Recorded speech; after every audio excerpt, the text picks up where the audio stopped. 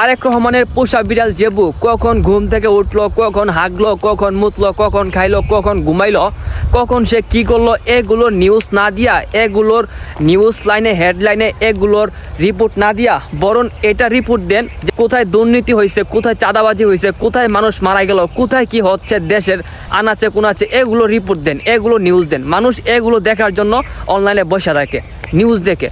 ওই বিড়ালে কি করলো না করলো এগুলো দেখার জন্য না। আপনারা দেশের একটা ট্রেন্ডিং টপিক পাইলে হয়েছে, এইটারে আপনারা ছাড়কার করে ফেলেন। কিছুদিন আগে উসমান হাদিকে নিয়ে কথা বলছেন, এখন তারেক রহমান আসছে তাকে নিয়ে, তারপর তার বিড়ালের রিপোর্ট এতটা দরকার আছে?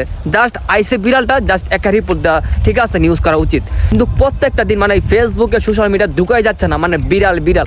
মানে ভাই, মানুষ আপনাদের এই নিউজ রিপোর্ট দেখে সাংবাদিকের উপরে হাসতেছে, মানে তারা হাসবে না কাঁদবে পুরা, মনে করেন যে শেষ হচ্ছে।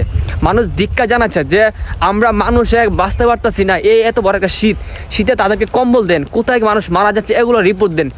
বিড়াল নিয়ে পরে আসেন, আর কত কি হচ্ছে, শুধু বিড়াল না, আর অনেক কিছু হচ্ছে। ফাউ নিউজ, এগুলা কাজের নিউজ দেন, কাজের খবর।